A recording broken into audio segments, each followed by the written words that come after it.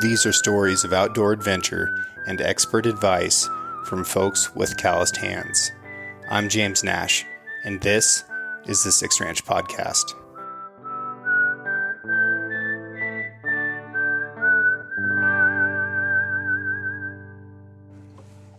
In the studio today, Bart Budwig and Adele Schott. Bart, you're a mythical creature. A man of legend. Iconic. I don't know about that. Yeah?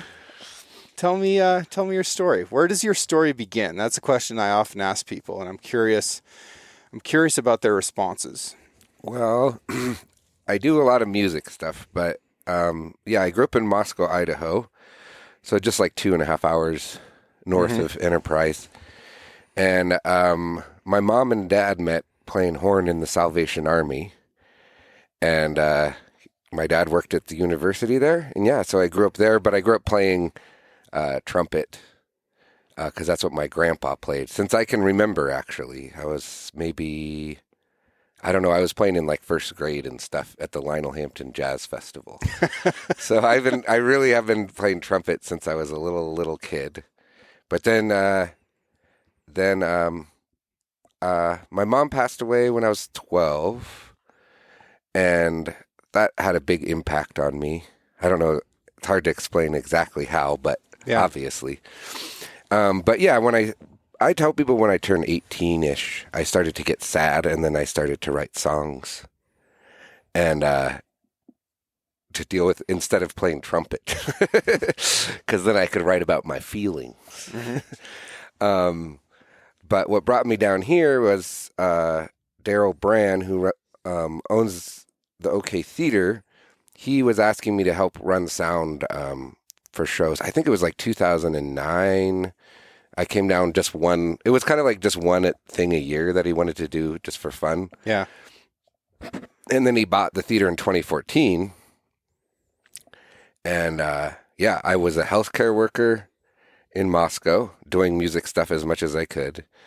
Did that for 10 years, and then I got tired of it, and I called Daryl, and I was like, hey, I have a piano and an organ, and I don't know where to put it. Can I put them at the theater? And then I'm going to go on the road with this band for a month running sound, and then I didn't have any plans after that. And Daryl was like, well, how about you just move in and run sound for me and live at the theater for free in this apartment to the side, which is like not there anymore. Yeah. But anyway, that's what brought me here from Moscow, Idaho. Daryl is a great guy. I love Daryl a lot, and I've had a plan to have him here on the show, maybe with some of his kids in the future. But yeah, he's kind of my favorite class of people, which occur with a high frequency in Wallowa County, which is blue collar artists. Right. Right? Yeah, definitely. They're a very special group of people. Yeah. Daryl is one of a handful of guys that I've ever met that I have no interest in fighting ever under any circumstances. Right. Because he has hands like Andre the Giant. Yep. And I think, if you could rise him to anger, he would just smack you down to the ground like a grizzly bear and it'd be over with. Yep. But he's a sweetheart. He's incredibly talented as a musician, and he does good things for people like he has for you. Yeah. One time, Forrest Van Tile and I were moving a baby grand piano. Basically, it's on its side on like a slider piece of wood. And this isn't a stairway that doesn't exist in the theater anymore. But anyway, there's everything in the theater has changed over the years. But we were like trying to get up the stairs, and we were like, oh, and like falling. And then Daryl was at the bottom, who just was like, oh, and he just like threw it up the stairs, basically. We were just like, whoa, including us. Yeah. Like we were both pushed up the stairs as well. Yeah. Anyway, it was pretty funny and epic. Yeah. Baby grand pianos aren't light. No, not at all. Yeah, he's a legend. Daryl, you're getting put on notice right now. The fuse is burning short. We're going to get you in here. But I'm looking forward to that one because I want to talk about the whole history and future of the OK Theater. It's a badass theater. Yeah, it's been really fun to be a part of that. And I think this fits in with the blue collar artist is there's a lot of people here where you just do,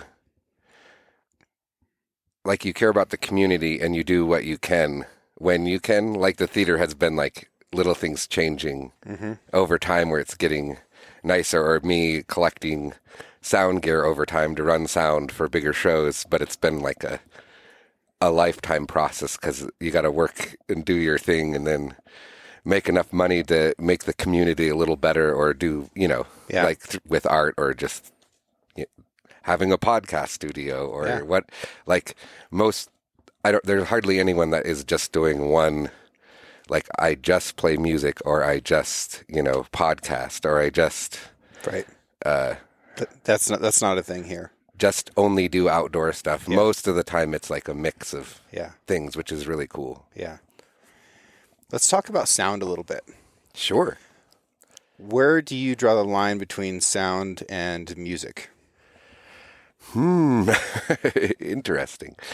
I think, I run sound. I guess music is, it's the only difference is it's just intention, I suppose.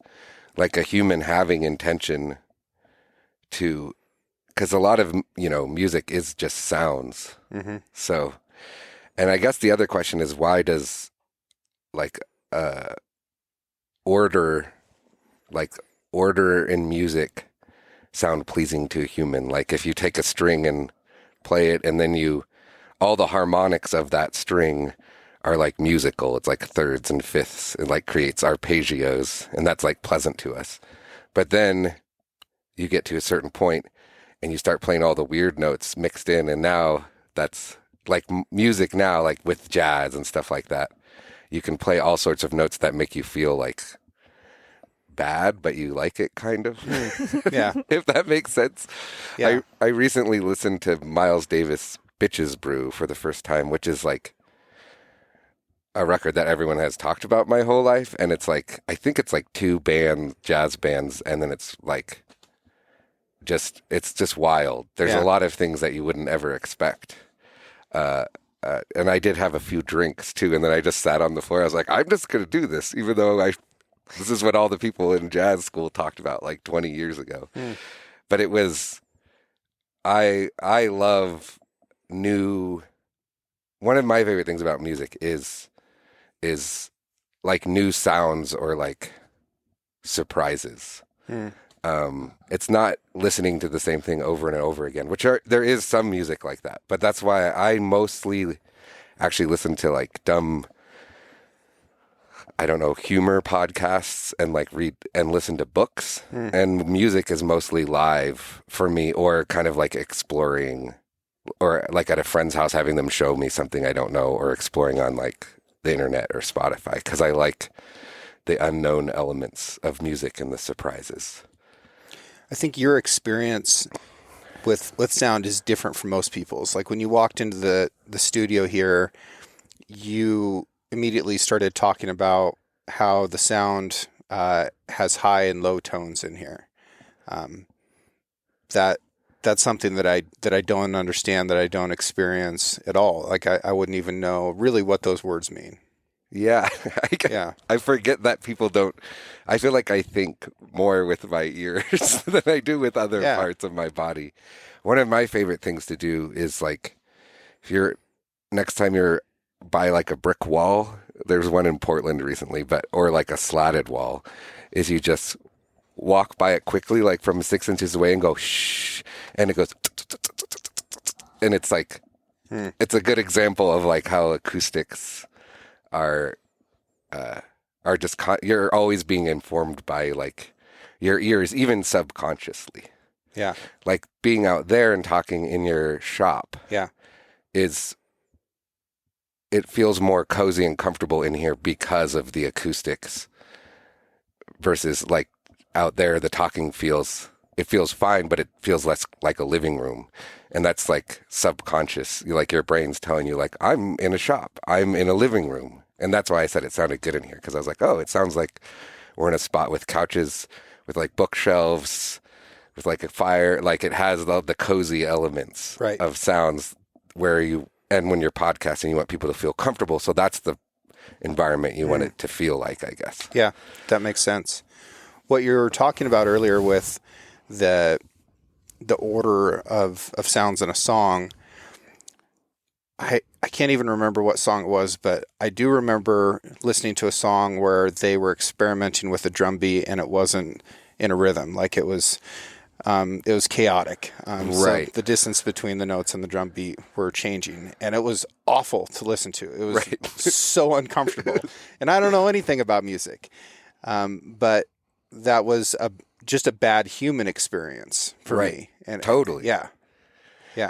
I often feel that way about jazz because it feels like everybody came to band practice and they don't know the song yet. Right. Right? It's just like everybody's they're clearly contributing, but not necessarily together to create a peaceful noise. Right. Is what it sounds like to me. Totally. Which does bring me stress more than peace. Yeah. I think that's really common, and it also makes sense because that's like, I guess what I was saying is like the natural harmonics of a guitar or something, those are more peaceful, like to our brains actually. Right. And so like, I think I definitely am not a music historian, but definitely in jazz, they're exploring way different harmonies and notes together that don't, like our brain doesn't tell us that they go together. Yeah. It's more like a surprise or like a gunshot or like somebody yelling and running by. It's like Yeah, for me, it's like cooking, right? It's like these flavors have never gone together before, and maybe they're not supposed to, but there's only one way to find out.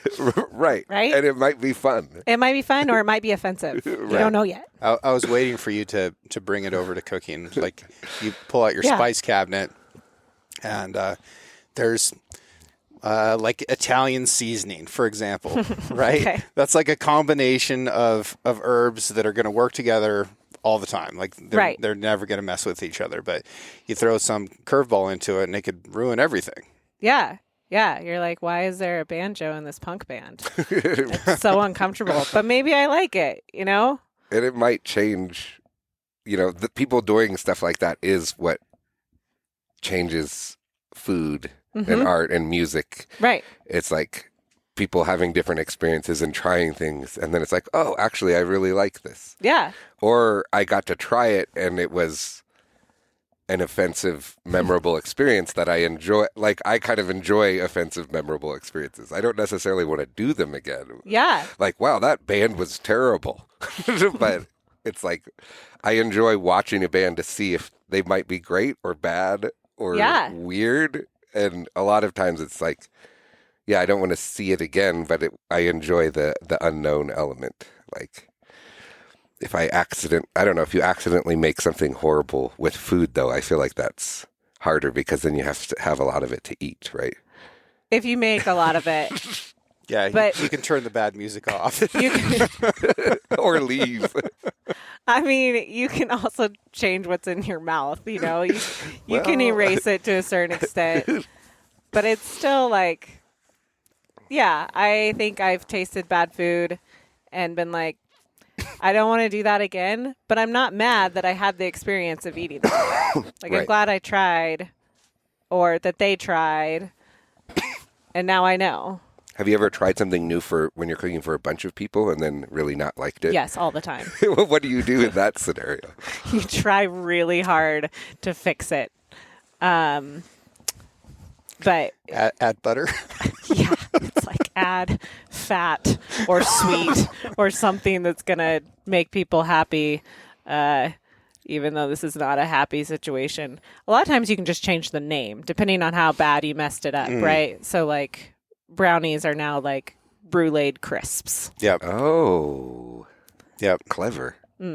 I'll have to have to apply that to music somehow. Is that where it's raw on the bottom and burned on top? Yes. Okay. Yeah. Yeah. Put too many coals bruleed. too many coals on the top of the Dutch oven, and now we've got a exactly. Yeah. Or it's like a pudding with a charred top. You just yuck. Okay. I shot my shot there, but like you can, come to the rescue with some presentation and a change in the name. Which again, I think you could do that in music too. Oh yeah, definitely. Yeah. You're like, oh, I didn't realize the song was funny. It was supposed to be really heartfelt and sad, but Yeah. now it's funny. I think a lot of, as far as sound goes, going back to that, also there's we're talking about like notes or maybe rhythm or like offensive or versus soothing or beautiful combinations.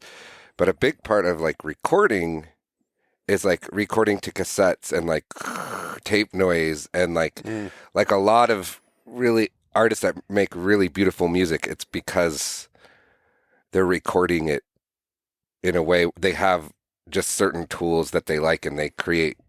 I guess you could say it's like more like low fidelity sounds, but it actually creates warmth and like comfort. It's more like a living, like if you record to cassette, it sounds like you're more like you're in a living room for some reason. It's like, so that's another weird part about sound and recording is a lot of times because you're using technology, and if it's old or new or broken, like a lot of people find that they love a combination of those things. Like, oh, this cassette player broke, but I really like it for recording guitar because it's like, Yeah.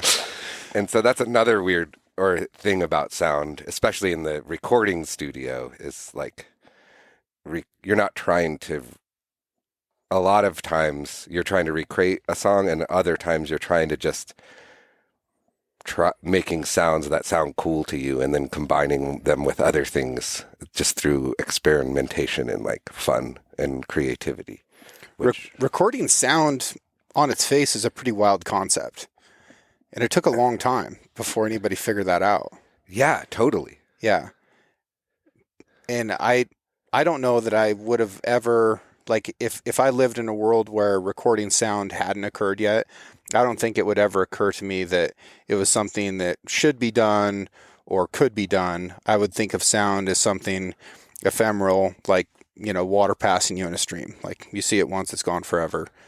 Yeah. So that was a really wild concept just to begin with. Like, let's try and take this thing that's so fleeting and impermanent and record it and then come up with a device that can replicate it again. Like, that's wild. It really is. I think if I remember right, it was Magnavox or something, like the first electric like speaker public address system, which I guess that's what PA is, but I think it was in the 1920s. Yeah. So it's like Ford mass producing cars, 1904. Right. Yeah. And then like I'm sure it was in between there, but like World War II broadcasting, and like that was where a lot of sound like kind of like developed. Yeah. Radio, all that stuff. And that, yeah, I guess it is. It's like after flight. Or I don't know, when was the first flight? Do you know when the Wright brothers? 1911. Yeah. Okay. Yeah. So, it's probably before the first, like, I'm gonna look it up. 09. The first maybe like sold electric PA speaker or whatever, which to me is kind of, it's pretty wild. But yeah, but it wasn't for the sake of art until how much longer after that, right? 1903. Yeah. Okay. Yeah. But they were recording music to little clay, whatever, like wax cylinders and stuff in the 1920s, which is pretty cool. It's wild. It's so wild. So what's something in our lives today that is like that? Something that is occurring that we're not recording? Smells, maybe? Yeah. I mean, you can, create your own essence, right? They are making perfumes and scents from like specific places and locations and capturing those smells. I think that it'll be something that shows up with VR, virtual reality, to where it'll be able to create those molecules. There'll be some type of chemistry, so that adding to the visual and audio and tactile experience that you'll get with virtual reality, it'll add smell to it. But that's not something like there's no smell recorder. Sure. that we have right now. Yeah, there's definitely, I'm sure that in like a lab sense that where they try to just figure out the aromatics to make like artificial flavors. I bet that, I mean, we don't have those, but there would be something like that where they figure out those and then, because I do know that that's a thing, which is pretty interesting. But the idea of recreating smells or even tastes, I guess that's a recipe, a cookbook recipe. That's the best you can do for recreating a taste, right? Yeah. It feels like you could trick your brain into thinking it's smelling something or tasting something easier than you can hearing or seeing something, if that makes sense, because smell is connected to memory and other parts of your brain. And it seems like with virtual reality and things, they're going to figure out how to simulate your brain to think that you're smelling cinnamon. Yeah. Oh, yeah, that's another... Versus like actual molecules.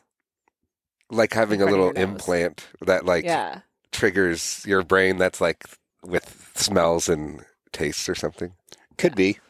I don't know. It'll be a wild experience when you go to an IMAX theater and when there's a jungle scene, it smells like a jungle. That would be cool. If that happened during the Heart of the Sea, I would not have been okay. I was barely okay. When they're bucketing out the ambergris out of the whale's head. Oh, yeah. Wait, what is this? Where the whale attacks the boats. No, I like Moby Dick. Is there's a movie? So in the Heart of the Sea is a book and a movie, but it is the story that Herman Melville heard that made him want to write Moby Dick. And it was about a white sperm whale that stove in a ship, and the crews had to take to their lifeboats, and it didn't go super great for them. So you didn't want to smell that movie, though? I wouldn't have wanted to smell that movie. Okay. It was enough of an experience without any more senses being assaulted. Yeah. Have you guys both read the book? I did read the book. Yeah, I have many times. So there's only a handful of books that I give away to people because my my educational background is in literature and writing, and there's a bit of a curse that goes with that, and it might happen for you too with songs where people are like, "Oh, have you heard this song?" And oftentimes, like, no, I haven't actually listened to all the songs yet. And people are like, "Oh, you haven't read that book?" I'm like, no, I have not yet read all of the books. You guys know each other? Yeah. However, I'm trying. Not actually trying to read them all, but I'm reading a lot. Anyhow, because of that, I'm very cautious about the books that I recommend to people. And when it comes to leadership situations, I recommend two books only. One of them is Endurance by Alfred Lansing, and that's about Shackleton's voyage and them making their way back from this disaster in Antarctica. Excellent leadership. Fantastic leadership. So many lessons to be learned there.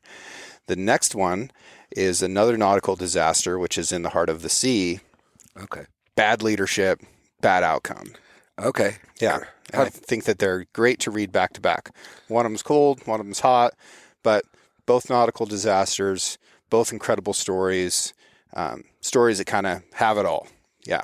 Cool. I'll have to read those. Have you read Astoria by Stark? I have. Enjoyed that so much. The ship captain, that's another good example of horrible leadership. Yeah. Yeah. He was such a fragile little ego, that guy had. Oh, man. Yeah. Astoria is a great one. And I could do a whole show easily about that book. But I think that's a story that we feel like we all know. Mm-hmm. Like we know that at some point, John Jacob Astor, founded Astoria and was trying to set something up on the West Coast. What we don't realize is the implications that had. It's been a couple years since I checked this, but a couple years ago, if you would have translated his wealth into today's currency, adjusted for inflation, he would still be the wealthiest man in the world. Oh, wild. Like, he owned most of Manhattan Island. He was the largest fur trader in the world at the peak of fur trading, got into all of these different things. He showed up in the U.S. with like one set of silverware and a couple musical instruments. and sold those, and then saw a fur trader and all these fur buyers coming in. He's like, well, this is where it's at. And then based off of the popularity of a felt beaver hat in England, he was able to become the wealthiest man in the world. Crazy. But if he hadn't done that, and it was like just following the Lewis and Clark expedition by a few years, if he hadn't sent his overland journey, which discovered the Oregon Trail, if he hadn't sent his boat around South America and founded Astoria on the West Coast, I do not think that the United States west of the Rockies is the United States. I think it ends up belonging to Russia or France or Spain or England. The War of 1812 came into a factor there in Astoria, but like the implications of this little blip in history in this little town that people are barely aware of on the Oregon coast at the mouth of the Columbia, it's just incredible how that's affected the future of the rest of the world. Yeah, that's interesting. Astoria, great book. Yeah. That it is. It's. I didn't know a lot of that stuff before I had read that book. That like it was the and then the War of 1812 came and it changed to like Fort George and like it was an area that was being kind of like pushed at from all different sides. Totally. And how important is the Columbia River, the Mississippi of the West, the largest river on the West Coast, and this port that you can access the Northwest through this river. Absolutely incredible in terms of strategic importance. Oregon, this is an annoying fun fact, and then I'll stop. You know what Oregon is named after? I have no idea. Yeah. Feels like that's something we should know. Doesn't it? Yeah. Yeah. I grew up in Idaho. Yeah. Fair. You should know. I should know. I don't at all. Oregon was the name of the river, which was the Northwest Passage that does not exist. Really? Oregon is named after a river that is not real. Oh, cool. The expedition, I told you I'd quit, but I'm not. The expedition where Captain Cook died, where the Hawaiians killed him and ate him after they figured out he wasn't a god, he was trying to find the Northwest Passage. And he'd been sailing around Alaska, trying to find a way through, kept getting, wintered out with ice. And he's like, well, we're just going to sail to Russia for the winter, and then we'll come back and keep looking in the spring. And his crew was like, hey, man, what we could do is just go back to Hawaii. Like, that was sweet. Yeah. There's all these girls, fresh fruit, it's warm, it's fish. Like, so much better than Russia. Let's just go back to Hawaii. And he was like, all right, fine. Yeah, it wasn't too bad. And he overstayed his welcome, and they killed him and ate him. Man. But he was looking for the Northwest Passage. Interesting. Yeah. Stan Rogers, the Northwest Passage song. Anyway, so my mom is buried in Nova Scotia. Okay. And I went there for the first time since I was 12 a few years ago. And a lot of my family up there are in fishing and stuff, like lobster fishing. When I was a kid, they were gill netting mackerel. What's that, or hockey, right? Yeah. But they all, when I went there the only time as an adult, like I have my big beard, they all thought they love Stan. Is it Stan Rogers? I should know because if I go back. But he sings the song Northwest Passage. And they all think I look like him. Yeah. And everybody was like, can you sing this song? It's like, if you sang this, everybody would sing. It's like one of their like folk traditional songs. Gotcha. It sounds like everybody knows it. Anyway, it just made me think of that when you Did you learn it? I haven't learned it, but I haven't gone back yet. Okay. But if I do go back, I should just do a cover band, apparently. And, like, I might become the most popular artist in New Brunswick and Nova Scotia. So that should be my long-term music goal. That's your backup plan? Yeah. Yeah. Maybe I'll do that soon. Yeah. I'm almost 40. I could switch to just singing Stan Rogers. It's there. It's there for the taking. And it's like 4-part harmonies too. So nice. But I think they said they all knew it all, so I could just sing one part and then just let them go. they could do all the other parts. Yeah. Yeah. So. Why is live music at restaurants so loud? This is a good question. It's just one of those. It's just because it is loud. It's just because it is loud. It's just is. There's some artists who, if there aren't any like drums, they can play really quietly and do a good job. But most people just, once you have like a few people and a few instruments, and then there's speakers on the stage that are, so they have to hear themselves. So then those are a certain volume. And so then everything else gets a little louder because, yeah, but I agree. It's because they're loud because if you're eating and talking, it's not the same as listening to a band. And I feel like having those things at the same time, they normally make the other thing difficult. So I like to have shows at like 8 or later because of... Then people are just drinking. Right. Yeah. I mean, it's still hard to talk. Yeah, not the best nights to be wait staff either. Right. It's hard to order food and stuff. But I mean, I love live music. I like having noisy rooms and stuff. Yeah. But I do think, I also, when people are like, this is too loud, I'm also like, yeah, well, I've just made it as quiet as I could where it still sounds good. And so this is like, I don't know what to do beyond that, you know? When you say that you like noisy rooms, I was wondering, when you said you grew up with like horn players. Yes. And then you said you mostly listen to like comedy podcasts and things. Do you always have noise? Like, did you grow up in a house that was noisy, and do you feel more comfortable if it's noisy, or do you sit in silence? I do like silence, but I don't think I'm good at sitting in silence necessarily. But what I mean is I like live music. I don't mind I guess I like drinking and wandering around and listening to live music. I don't normally like sit and talk to people during music because it's like not what you're there. Normally I have a couple shots of whiskey and then and wander around and I don't know, you know. Yeah. But yeah, no, I don't think I'm. I do think I am normally. There's normally something going on, but like when I'm driving, I do sit without music on, or I listen to books because it is more calming. I like really calm environments. I like living in Enterprise. It's like quiet compared to most places. I like just like laying in bed with no noise. So I don't hunt.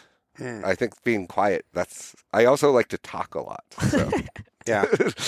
Well, a lot of the hunting that I do uses sound, right? Okay. So if I'm elk hunting, I'm very conscious about all the sounds that I make. And I think of my footsteps as a way to communicate with elk, for example. Like there's a way to walk where you sound like an elk. And there's a way to walk where you alert everything that can hear how you're walking. The way branches move across the fabric of the jacket on your shoulders, like that sound can either be very natural if you're wearing something like wool or cotton or a natural fiber. If you're wearing something synthetic, it has a really high frequency zippy sound. See, look, you know about now you're speaking my language. A little bit, that's the high sound, is it? It goes instead of like. Yeah, exactly. And then there's also all the sounds that I'm making with calls and trying to vocalize sounds to elk or to ducks or to geese or to turkeys or whatever it is. A lot of people really enjoy the types of hunting where they get to make these sounds and be able to communicate with animals.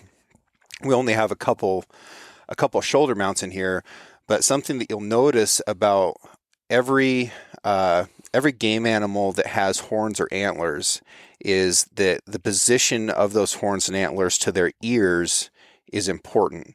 And those horns work as antennas, or in the case of a moose, like a satellite dish, to actually funnel sound into their ears. Oh, cool. Yeah. I mean, that makes sense. I had never thought of that, but that's really cool. And it makes a lot of sense. Just like our ears are weird. Like, I feel like human ears are one of the weirder. If you just So looked at it weird. like the little, Yeah. it's like, what is this? We just like to Right. pretend like they don't exist. We have the goofiest ears in the Oh, animal by kingdom. far. They're awful. Yeah, they should be embarrassing. Yeah, Yeah. I'm embarrassed. But You that- are? A little bit. I'm not. I mean, I'm wearing headsets right now, so you can't tell, but Yeah. But that's how we know if something's behind us or in front of us or like all of those, subconsciously that our ears are. But we can't wiggle our ears around. All these other critters, they can move their ears to help find the position of something. Which is pretty cool. A coyote can, within 2 seconds, locate the source of a sound within 1 degree. Wow. 1 degree. How incredible is that? It's really incredible. Like if you heard one sound for 1 or 2 seconds, how accurately do you think you could tell the direction that it came from? Not at all, because my phone's next to me all the time, and it dings, and I look across the room. Yeah. Happens all the time. So With elk hunting, a lot of times there's 2 or 3 of you standing there. I'll call, and a few seconds later, a bull will bugle back long ways away through the timber, all these pitches coming through. And I can't tell you how many times everybody points in a different direction for where they think that sound came from. It's like, well, now we have to wait 5 minutes and try again. And everybody really pay attention this time and don't be river dancing on pine cones and, getting wrappers out of your pocket. Like, we've got to pay attention. We've got to figure out where this animal is. And if we can get it to within 30 degrees, I'd say we're doing pretty good. Huh. Yeah, that sounds really fun. Trying to listen for that. It is I feel fun. like it would, and outside too, Yeah. because it's it's a little bit more accurate. Actually, it's easier to tell if something's coming from somewhere outside. Yeah. But it is. You also, there's obviously canyons and stuff around here, so Yeah. that's I'm sure that can really trick you sometimes. Oh, man. Yeah. Like if you're close to a wall, sometimes it's like, wait, it sounds like it's louder and coming from right there, but it's like the opposite of Yeah. like sounds anyway. A lot of people like to call from like the edge of a clearing. And I think that's tough because you get a lot of sound bouncing back from the trees that are right behind you. That's really tricky. Another fun fact about sounds in hunting, when you're spearfishing, you can't tell where sound comes from at all because sound travels so much faster through water that our brains can't handle that distance of like which ear heard it first. Oh, weird. So when you're underwater, you have absolutely no idea where sound came from. It's impossible that is terrifying. due to physics. Yeah, and it like your brain doesn't know. It hasn't been trained to hear. No. Like it's trained for air, so it's like it's giving you all the wrong information or whatever. But you can hear lots of stuff. Like you can hear like a fish's tail. You can hear whales from forever away. Totally, yeah. Sometimes when a whale's close, you can feel it in your chest, like it's thumping on you. I didn't know that you call in fish until we went to Mexico and you told me about that. Yeah. That you were underwater and a fish started to swim away and then you made and called it back. And I was like, what? Why did it work? Fish make sounds, and they're curious. So you intrigued it. Yeah, but that's like a standard sound. You just kind of grunt with your throat a little bit, and it's a sound that you can make while holding your breath. But there's other sounds that you can make too, like you can scratch on the reef a little bit. You can bop your hand down and puff up a little bit of sand. Like spearfishing is very much a mechanism of getting fish to come to you because they can all outswim you, right? Yeah. So you've got to get them to come over to you, and then there's a handful of ways to do that, but one of them is sound. Oh, okay, that's cool. And lots of fish drum, like they make a drumming sound that's a little bit like that. Yeah. And if you're holding one of those fish, you can feel it in your hands. You can feel it when it's drumming. Huh. Yeah. Were you spearfishing then? Yeah, we were spearfishing in Okay. Mexico a little bit. But So you've tried it too? No, I fished from a boat though. Cool. Yeah. That was awesome. Very brave. I've never So fished. brave. I've never fished in the water, but I used to do I would gaff the mackerel with my relatives when I was a little kid. Yeah. When they were pulling the nets in, and then we would jig for cod and we would use the mackerel to. I think they had a bunch of hooks, and then the big hook on the bottom, and then when you pull the cod up, a lot of times you would catch small fish. Yeah. On the way up on the other hooks, and then we would use those as bait. The bait. But that was super fun jigging for cod. That was more, I think, just like a family.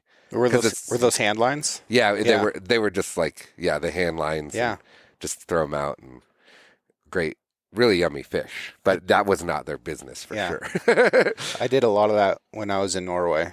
We did a lot of hand line jigging for mackerel and kind of whatever we could catch. Super effective and so simple and fun. It's like, this has been going on for as long as, we figured out how to make fishing line out of something. Mm-hmm.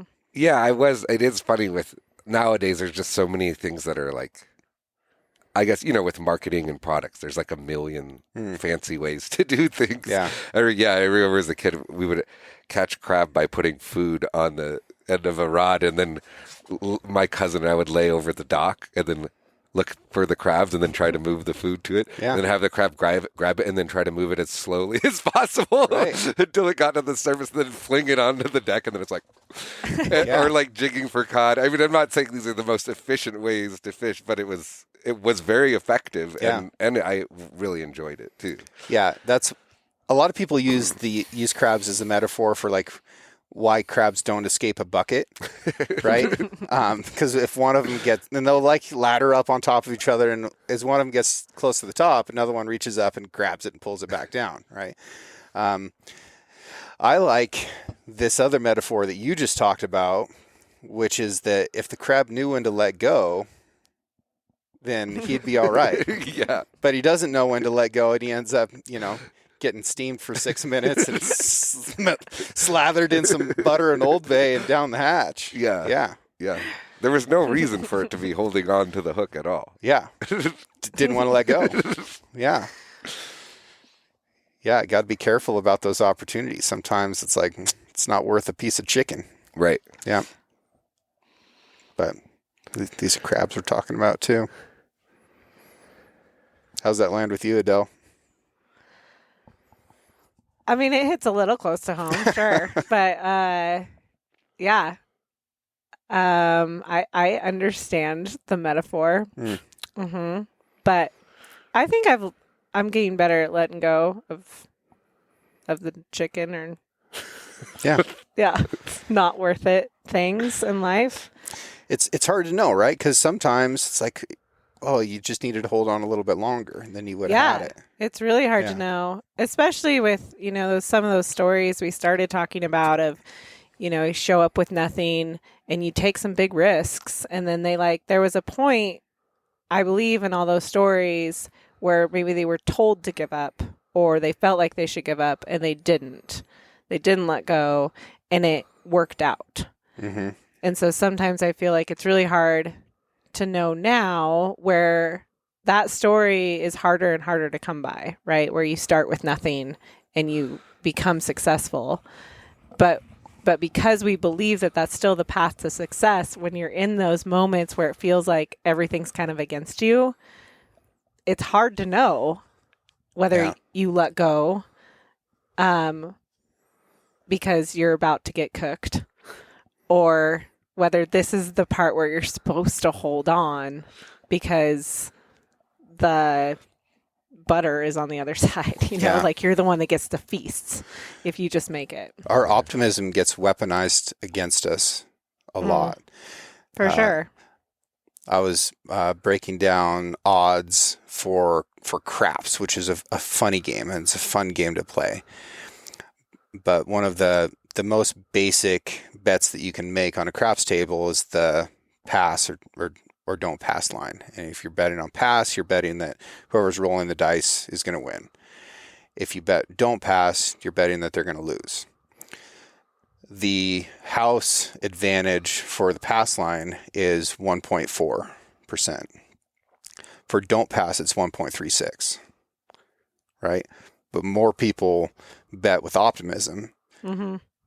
even though the numbers say don't do that. Sure. Yeah.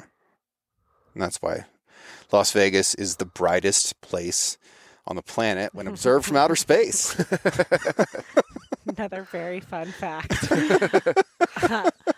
But I imagine, like, in the music game, like, when do you sell out and become a cover band, right? Like, Is that a sellout? It could be, depending on who you ask. Yeah. yeah. Not in my opinion, but yeah. I mean, I think as like songwriters or something, it's like, I'll just sing other people's songs instead or something. Yeah. I didn't mean to call that out as your sellout. If that's your path, we support you. No, I didn't think you did. But I get just, it's such a grind. Like, Yeah. being a musician is such a grind, but you have all those stories of the people who did the grind and then they made it. right.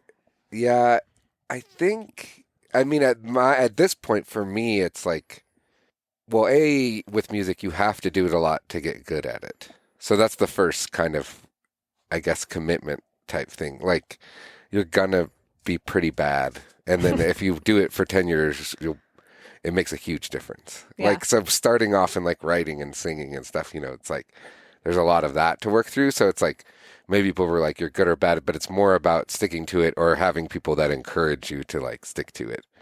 Not that you're actually good. It's like when a 2-year-old does a cartwheel or something, You're like, wow, good job. It's like, not really.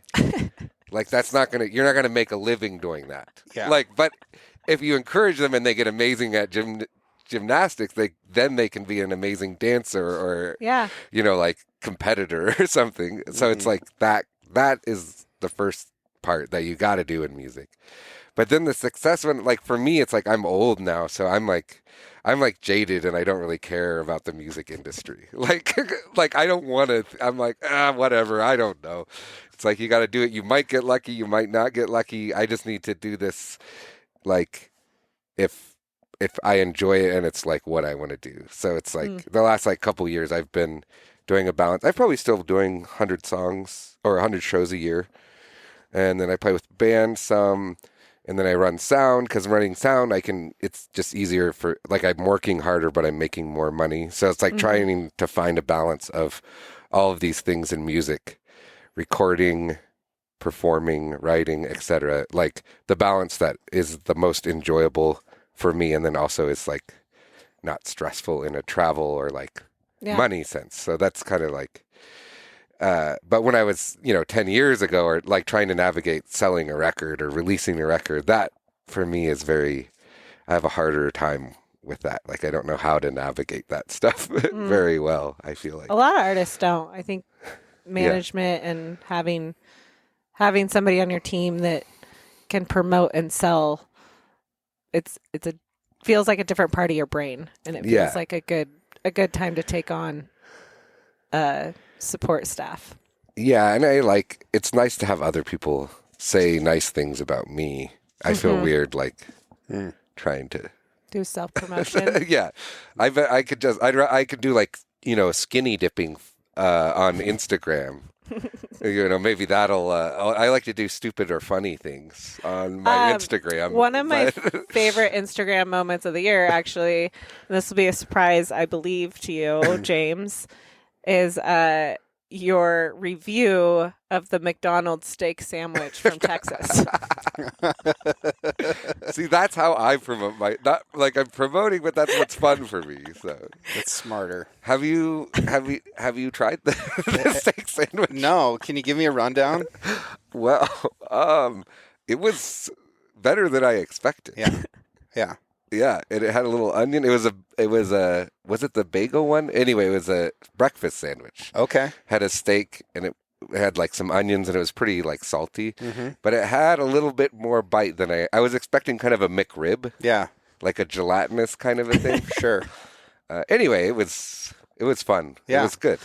So 0 out of 10, how would you rate it? Okay, I love McDonald's. I love Big Macs, cheeseburgers, McDoubles, chicken sandwich, McChickens. So let's see. I'm thinking, egg McMuffin, Okay, I'm going to give it a 6. I don't remember what I gave it in the review, but I would give like just like the classic one, like a 7, the egg and ham one. That's actually my favorite breakfast. Egg and ham. That's just the Egg McMuffin, yeah. Uh-huh. The classic one. It has a good breakfast sandwich. Yeah, that one is honestly, I just get that or the Big Mac normally I get the dollar menu for $5, the spicy McChicken and a McDouble. Okay. And a Diet Pepsi because I don't want it to rot my teeth out. My uncle, who's a dentist, said that if you drink soda all day long while you're driving, that the sugar will just destroy your teeth. So, what do you think's in Diet Pepsi? It's not sugar. It doesn't taste. It also doesn't taste as good. But I want to stay awake and have something bubbly. So sure. Yeah. What are you going to do? You're on the road. It's not easy. It's not easy. Yeah. It is not easy. I will say that. But I would highly recommend watching the review. It's live and it's passionate. I honestly don't remember what I did. It was great. Okay, we'll have to find that. It was really good. Put a link in the podcast description here. Yeah. In the show notes. In our lives, Bart, we've seen the vehicle that music is carried on change probably more times than it ever will. So we missed 8 tracks, but definitely grew up with cassette players and, AM, FM radio. From there, it was CDs, which I always hated. I never had a good relationship with CDs and CD players. And people, younger generations will never know what it was like to drive down a bumpy road and try to listen to a CD. It was awful, and they were constantly scratched up. Yep. Just retrieving the CD that you wanted too. They took up a ton of space. Folder binder things. I just found mine. Did you? Did you? Yesterday. Like the windshield visor one? Yeah. Ooh, No. This one. This is like one of the square ones with like one or a few hundred in it. It was in the OK Theater like DVDs. Yeah. I was like looking and I was like, whoa, and I just got a car with CDs. So I was like, ooh. The thing about CDs is they sound really good. Yeah. But I remember what you're saying. It's like they're very fragile. Scratch, fragile, and then until they had, the Sony Walkman with the memory. Right. Yeah. That it's like skipping all the time, or you couldn't afford the one that was actually good. Yeah. Totally. Yeah. CDs were made for the Type A folks. And then vinyls people still used some vinyls. That wasn't invented in our time. Right. But. Right. Yeah. It was definitely there. And then along comes the iPod, really. Wait, do you remember the mini disc? The mini disc. Oh, that Did was you short, have? It was like yeah. a floppy drive. I had like an Iowa. Yeah. It Yeah, I had do definitely. remember It those. had like I feel like a 5 CD changer and a mini disc. Yep. Yeah. Anyway, but yeah. And then basically the iPod or the MP3 player. Yep. And then internet, kind of. Yeah. Mm-hmm. Yeah. So now it's a very, very digital experience. Because we had to steal internet music or pay for it. Like it was like $1 a song. Yeah, and it came with computer viruses that shut everything down. Always. Yeah. You're like, I don't know. I what was happened. always downloading music. Yeah. Yeah. It was fun. Took up so much space. It was fun. But horrible quality most of the time. Most of the time. A lot of artists didn't survive those multimedia changeovers either, and whether it was music or whether it was somebody who was filming hunts, right? That transition from being able to sell a CD or a DVD to a digital online marketplace, a lot of people didn't make that transition. And I don't know if the same thing occurred with like cassettes to CDs or whatever, but there was a lot of money that had to be invested in this actual infrastructure. And then as soon as the next thing came out, it killed the previous technology. And then you would be left over with, all these boxes and boxes of media that nobody wanted because it was old news. Yeah, which is, definitely. I still have, people still sell CDs, but it's kind of like. It's retro. It's just not many people have CD players anymore. Yeah. Yeah. Like, and it's not. Yeah, it's like not. I'll sell them live like every once in a while, but it's also weird that vinyls are selling a little more now. But even that is still pretty It's like someone has to dedicate. Like, you'd have to dedicate like this whole room if you wanted to listen to vinyl, which is fun. Yeah. But it takes up, it's like 1,000 pounds of records and like a whole stereo. Yeah. I listen to vinyl because I really like intentionally listening to an entire album. Totally. And I miss that experience in Apple Music and Spotify and these different places where you're just kind of, it's there and you're listening to it. But a lot of times you don't know who the artist is. You don't know what year that came out. You don't know much about it. And the artistry of putting together an album and wanting somebody to have that experience, I appreciate, and I really miss that part. And so I still really like putting definitely a whole album on and listening to it. I think of it like if you you can't invite somebody over to listen to yes, I can. Apple Music or something. Oh, like Apple Music. I'm saying like you can have a party like a wine and vinyl party where you just put vinyls on. Yes. But you can't really like listen to Spotify party like sounds really stupid. Right. Like nobody's gonna. You have to come up with a better theme. But like putting music on in a real world form can be a party. Like it can be the thing that you invite people over to. There's just so much more intention behind it than the, I don't know, passive listening, I guess, which I still do. Totally. And I'm grateful for it. But yeah, I think it's worth it. If it weren't for things like Spotify, the amount of music that I would be exposed to would be so much less. For sure. Yeah. Yeah, think about us as kids. Dude, I thought Garth Brooks was rock and roll. Yeah, 100%. Because the only music I heard was like traditional cowboy music that was getting played around campfires and stuff like that. Yeah. And I also thought our stepdad wrote all those songs. and then whatever was on the local radio, which was a country station. Mm-hmm. So I thought that was the full spectrum of music. And I was aware of some of these different genres, but I thought that I was listening to all the music. So I was like, okay, well, Garth Brooks, this has got to be like heavy metal. Right. Right. Explosions. It is very like huge. Lyle Lovett is jazz. Don't like that.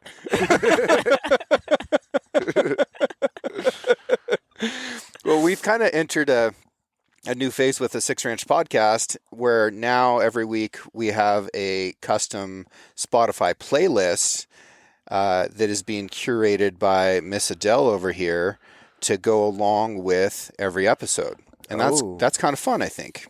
It's so much fun for me. I'm very excited about this one. A little nervous, actually. But it's still one of my favorite things to do. I mean, making mixtapes and mixed six CDs was my love language.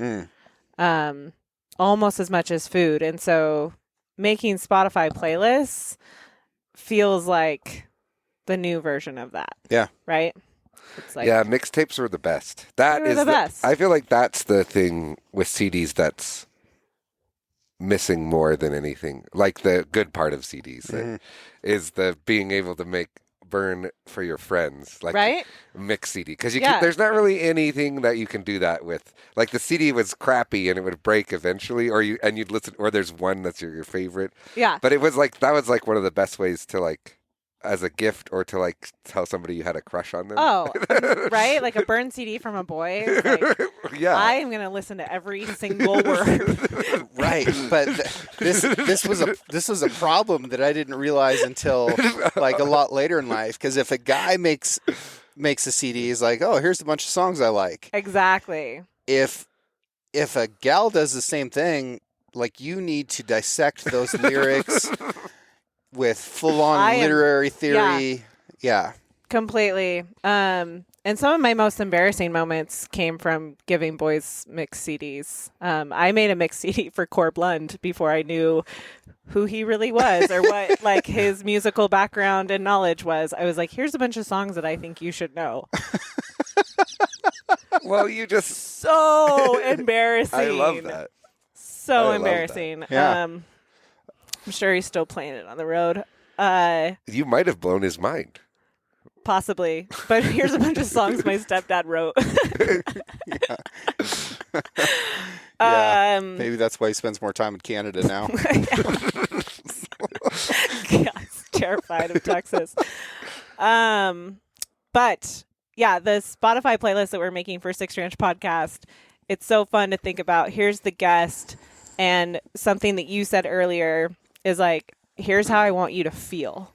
It's not so much the listen to every word and you'll understand how I feel about you kind of mix CD, but it is like, this is how this episode of this podcast feels. And here's some songs that also feel that way. And when you were talking about sounds bringing up a feeling, I wanted to know, when you're doing sound for other bands, or if they're recording or if they're live, do you ask them how they want it to feel? I don't. I try to. I mean, sometimes bands will show me like, or I'll ask them to show me a song for recording maybe. Yeah. But a lot of times I try to just create like connection and comfort between the band and then do the best job possible. Like create an environment where the feelings will be made. Yeah. I guess it's kind of like a podcast scenario where you're talking to each other. If everyone's uncomfortable, it's going to create bad feelings. Yeah. So normally, at least in the studio, it's like more about like lamps and everyone being able to see each other and communicate with each other and like making sure people, like, we have breaks and like make food and eat and stuff. Those are normally like the things I try to curate. Okay. Like, so that good emotions come from it or feelings come out of it. But I do talk to bands a lot about like, they'll give me examples of other music or like talk about how they want the song to like, if they want it to feel brash or like really peaceful or, Yeah. but yeah, all So of you those kind of things. are curating a feeling, but you're not asking them outright. Like, Not necessarily. I feel like my job, or a lot of it, is getting people in the right spot where they can make the best feelings. If that makes sense. Yeah, it does. A lot of times if I'm cooking for a private party, the question I want to know is, what do you want this to feel like? Not what recipe do you want or protein do you think you want, or, you know, a lot of those questions I feel like are asking them to be experts in what I can do. Right. But really all I want to know is, what do you want your night to feel like? Yeah, like, do you want it to be like sexy or like a fun party or like summery or that kind of thing? Yeah. Is this, yeah. Have we moved out of the phase where every cocktail is getting called sexy? I think we have. I never knew what that meant. That doesn't surprise me. But I've seen you drink a sexy cocktail. You just didn't know that that's what you were doing. Yeah. What was it? Like whiskey? Yeah, I mean, when you get an old fashioned and it's like smoking, or, you know, it's got some like extra little pizzazz. Little snap and pop. Yeah, I mean, I think if you could drink it in a dark room with like red velvet things, Whoa. that makes it a sexy cocktail. Okay. Does that help? No. You just want to know we've moved past that. I'm hoping, you know. I didn't even know there were sexy cocktails. A lot of them had foam on them. Yeah. I do love egg whites. Yeah. But I don't know if that's sexy. I don't know either. Yeah. It's a real issue. Is a whiskey sour with egg whites sexy? I don't think it's sexy. Okay. I think that's a fun thing. Okay. I think egg whites are fun. Yeah. I don't agree. know. What a blast. I agree.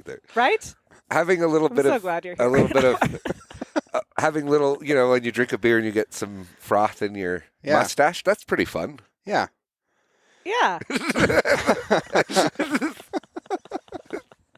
Whiskey sour is underrated, though, if we're talking cocktails. I think it is. I think it's I bet, though, that it comes back as a trendy classic cocktail. Like the Negroni, everybody in the last couple of years is like, oh, have you had a Negroni? Yeah, it's like what one is of the with that? oldest cocktails, right? Yeah. Yeah, everybody is saying that, though. They are. Yeah. I'm there with the Sazerac. Oh, yeah. Yeah. That's a tremendous cocktail. It's very old. It's not popular, but it should be. I love a Sazerac. I don't know if it'll move out of the South, though. Really? I mean, maybe. Brisket came up here and got us. It did, but we don't do it as well. That's the risk.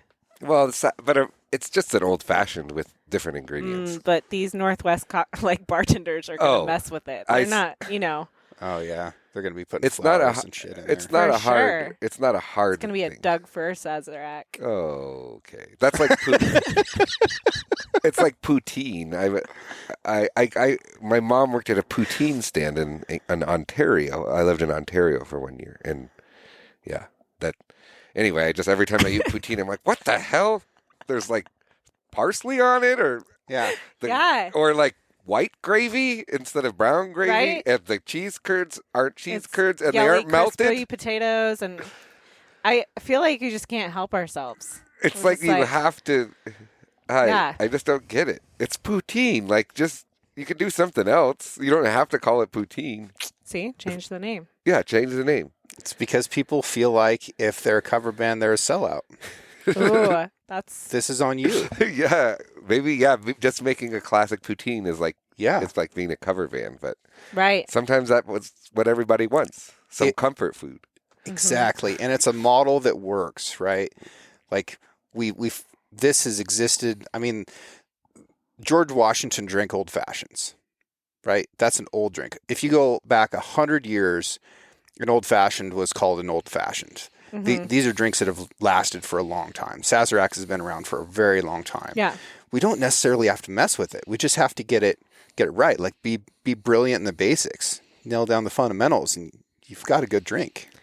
Yeah, it's a balancing act. I mean, it goes back to I think where we started this was enjoying messing with the classics, right?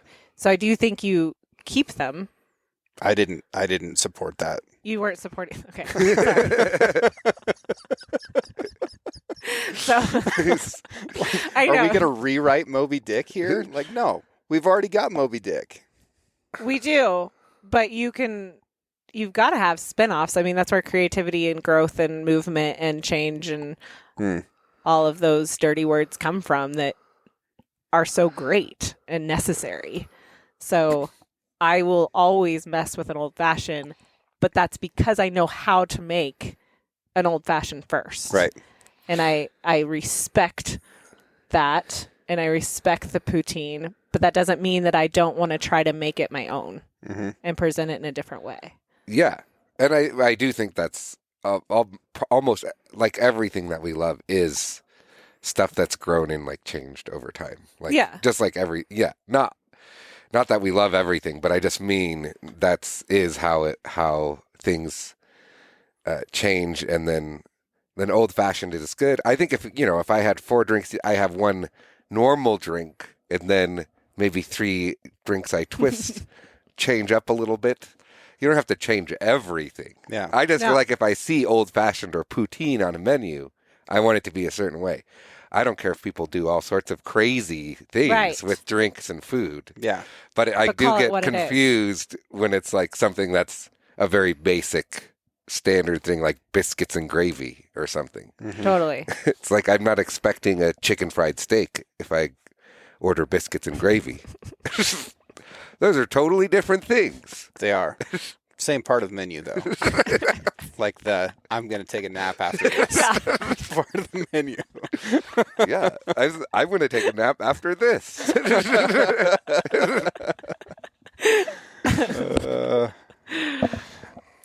Talk to me a little bit about the blue collar aspect of what you do. So the product is something that's very artistic, but if you're on tour or something like that, there's a lot of physical work that goes into making all of this happen. If you're doing audio for another band, there's a lot of physical labor and technical skill into what you're doing. So talk me through a little bit about what you do to make that product happen where people are hearing and enjoying music.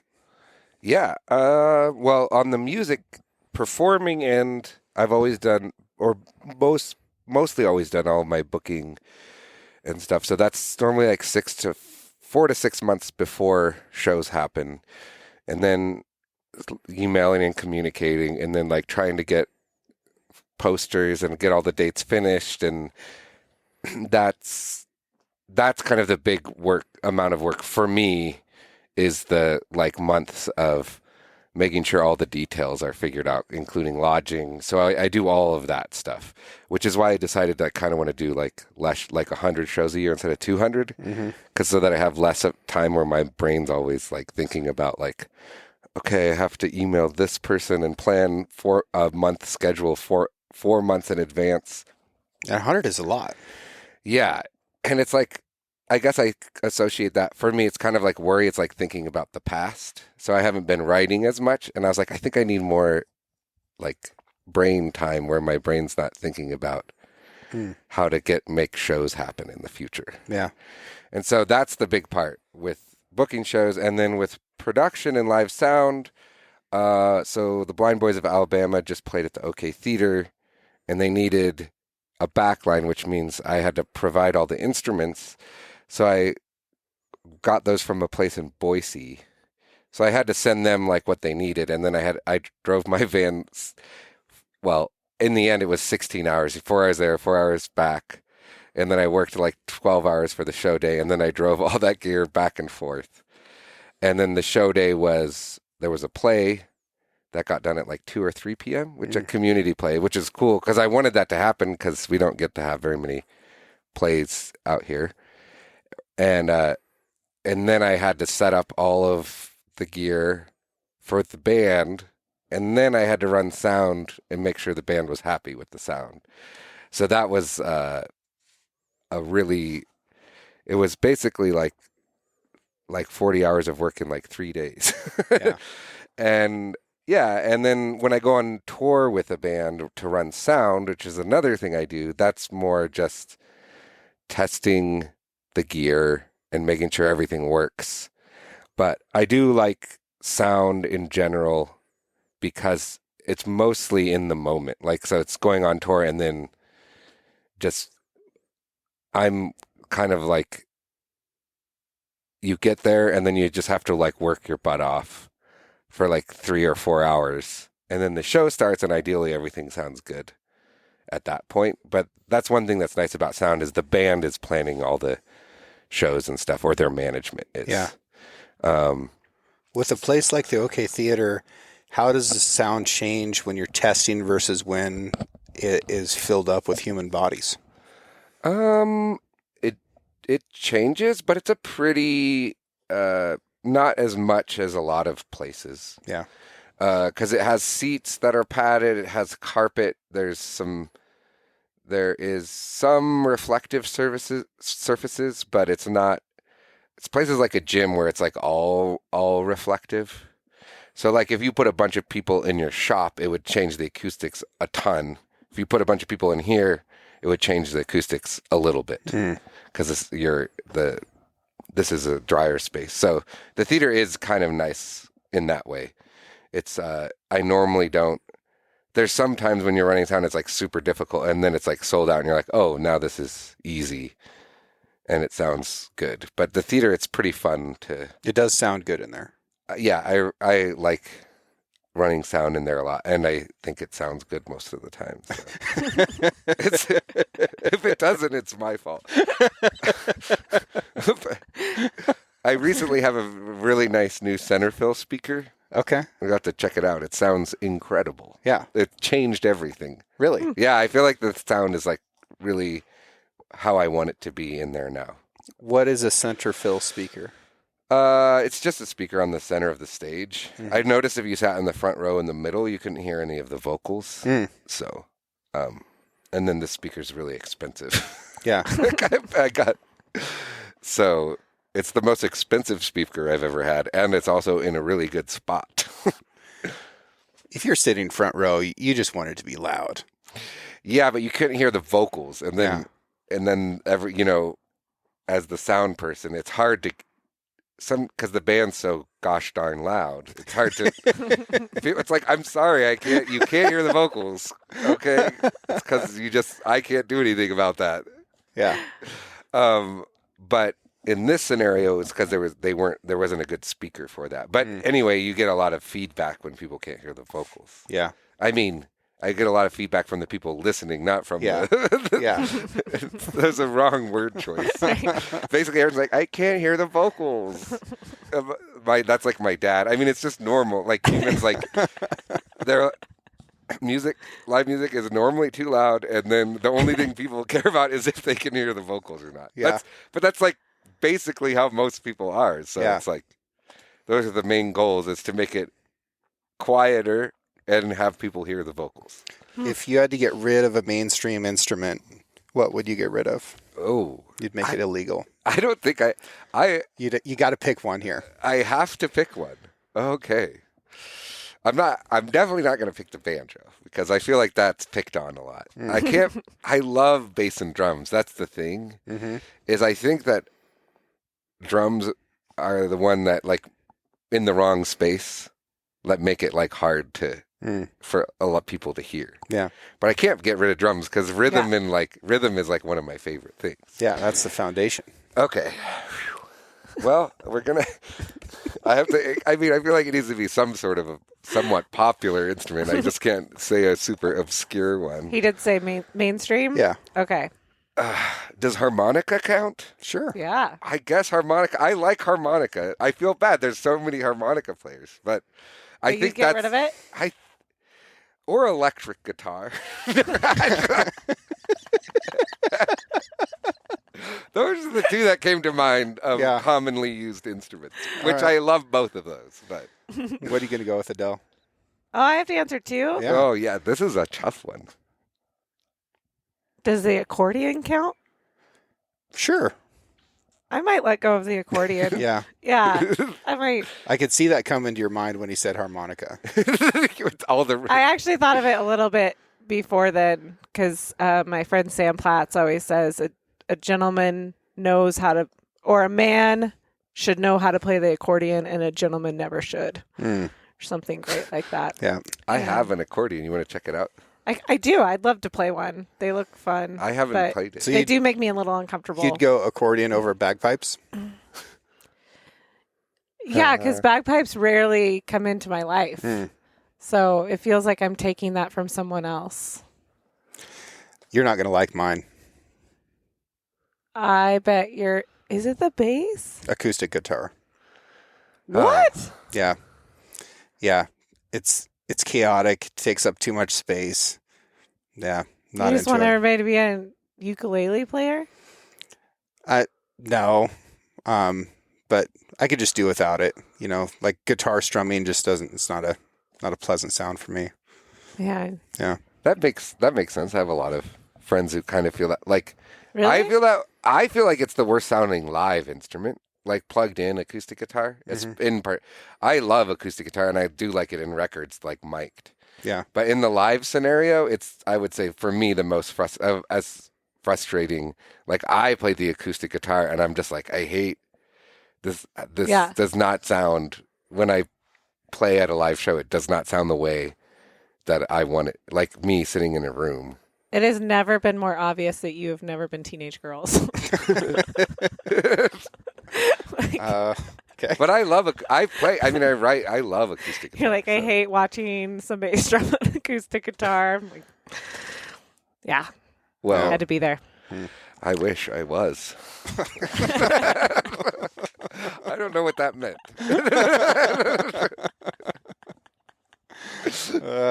Bart, where can people listen to your music? Well, I do have it all over the internet on most places. I got 4 albums released, like on Spotify or iTunes or whatever. And then I do have a website, bartbudwig.com, which is the best place for like if I have shows, which are normally in like Western U.S. And then I have some like vinyl. I have vinyl, a few different records on vinyl. If somebody listens to a Bart Budwig song on Spotify, do you make any money? I don't know. I think I make a little bit, but Yeah. I'm not. It's definitely better to like live getting tips and live shows. Like people buying music is definitely way better. Yeah. Than listening to music. But I also I love, like I said, I like more so than listening to the same thing and over and over. I like exploring. So like as far as the internet and music, I really actually love that part of it. Yeah. And yeah, it's pretty great. And it's amazing when people, I feel like a lot of people support me. Like when my car broke down and in Austin, I was like, hey, if anybody wants to like give me a tip, you don't have to. I just posted on Instagram. I was like, I know there's plenty of things to do, but like I got $2,000 in one day. Nice. Which is like, was that enough to fix your car? I got a new car for $3,000. Okay. But I mean, it was amazing. It was just, Yeah. I was like, you know what? Like most people can listen to my music for free. I should just ask. I feel embarrassed about it. And then there's been a couple things like that. And anyway, I feel very supportive, but it is weird to navigate, hard to navigate. But I tell people music has been recorded for like 100 years.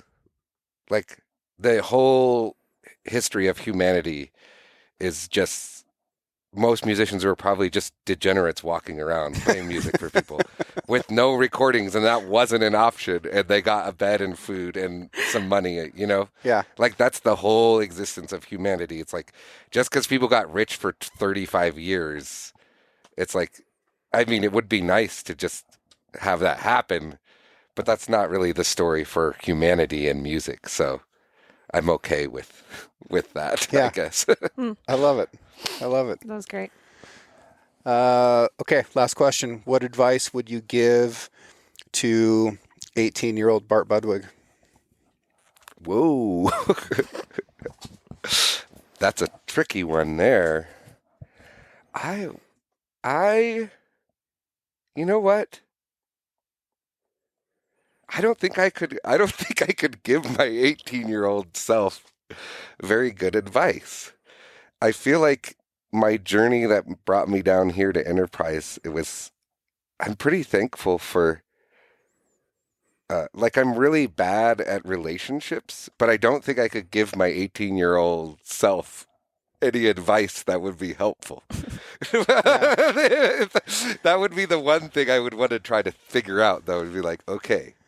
Because that's a tricky part of this is it to be useful, it has to be something that the 18-year-old version of you would be willing to accept. Yeah. Otherwise, you're just lecturing and it's useless. Yeah. Yeah.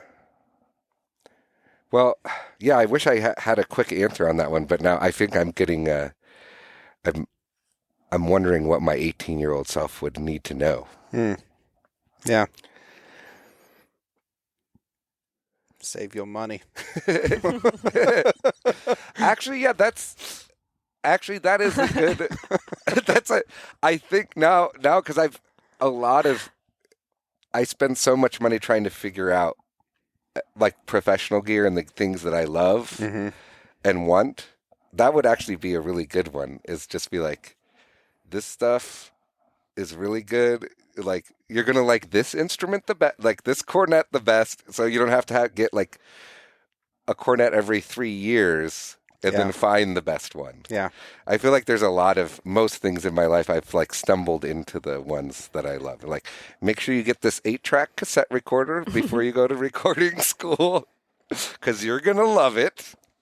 Yeah. So I think it would just be Like a product guide. Yeah, a product guide, so that I could just spend my money on the products that I know I'm already going to love because I love them now. I'd be like, you will love these, future Bart. You're going to thank me as future Bart for letting you know. This center fill speaker does not exist yet, but when it does, It's gonna work great in the theater.